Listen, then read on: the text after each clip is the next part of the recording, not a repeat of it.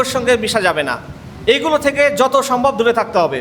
গার্ডিয়ানদের আমি অনুরোধ করব, আপনার সন্তান এই যে সময়টুকুতে এটাতে বেশি কিন্তু নষ্ট হওয়ার একটা সুযোগ থাকে, কোনোভাবেই যাতে বাইরে অতিরিক্ত সময় বাইরে নষ্ট না করে সে বিষয়ে খেয়াল রাখতে হবে।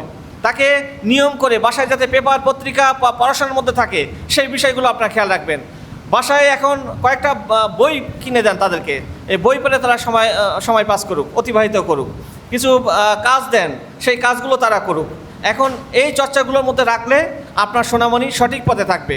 অন্যথায় কিন্তু যদি অসার সঙ্গে মিশে যায় তাহলে তাদের জীবনটা এবং আপনাদের যে চেষ্টা সেটা কিন্তু বৃথা যাবে।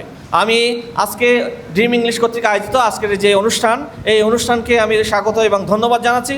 এবং এই অনুষ্ঠানের মাধ্যমে আমাদের সকল শিক্ষার্থী আছে, তারা তাদের ভবিষ্যৎ পাথেও ঠিক করতে পারবে এবং একই সাথে সুন্দর এবং সাফল্যময় জীবন তারা করবে, এই প্রত্যাশা করে আমি আমার সংক্ষিপ্ত বক্তব্য এখানে শেষ করছি। সবাই ভালো থাকবেন। আসসালামু আলাইকুম।